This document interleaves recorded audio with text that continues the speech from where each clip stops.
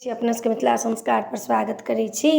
रवि के विधि बता रहल छी जे की चाही। देखू, रवि जे करब तऽ कते लोग टिकरी धरै छै ठकुआ डाली में, कते लोग फलाहार कऽ करै छी तऽ खाली फले दै छी डाली में।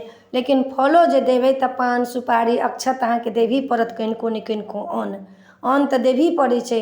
फल के जखन अहाँ फलाहार कऽ करै छी तऽ फले के नैवेद्यो पड़त, फलो के डालिए में राखब। आ अन्न जखन खाइ छी, खीर खाइ छी तऽ अहाँ फल डाली में नहीं दिअ, अन्ने दिअ।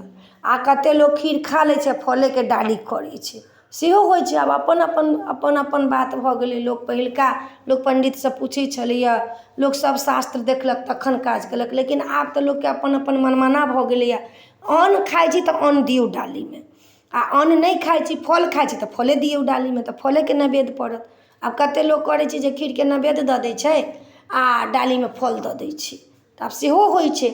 लेकिन डाली में अहाँ फल देबै तऽ अक्षत जरूर देबऽ पड़त, अन्न देबही पड़त। रवि में अन्न चाहबे करी, ओहू में पान सुपारी मिठाई अन्न दऽ कऽ तखन फल धऽ कऽ तब लोक डाली देलक।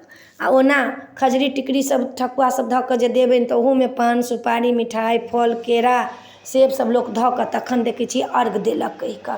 आ डोरा जे बान्हथिन तऽ डोरा बान्हऽ वाली के सुपारी अथी में डाली में रहतनि हुनका 14टा से सोहारी, ओहिमे मधुर लड्डू, ओहिमे पान, ओहिमे सुपारी, ओहिमे सिन्दूर, ओहिमे अक्षत, ओहिमे पान के पात, घंट बन्हला लोटा में पानि।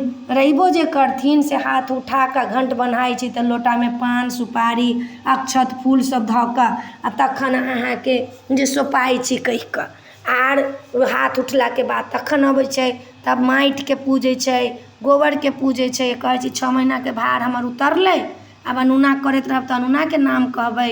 आ गोटा एक संझा करैत होब 6 महीना के तऽ 6 महीना के ओकरा कहबै। घंट उठाबऽ के टाइम में ओहू में सबके पूछै छै जे 6 महीना के भार हमर उतरलै, सबके बाजत जे 6 महीना के भार उतरलै।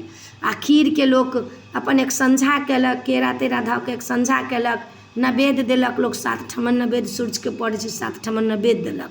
7 ठमन नैवेद्य, 5 ठमन नहीं 7 ठमन नैवेद्य देबै सूर्य के।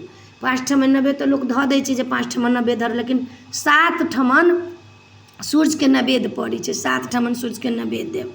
तऽ ई अपने सबके विधि बता देलहुँ हँ। नीक लागत तऽ चैनल सब्सक्राइब करब, लाइक करब, कहऽ के नहीं बिसरब। जय मिथिला, जय माता जी।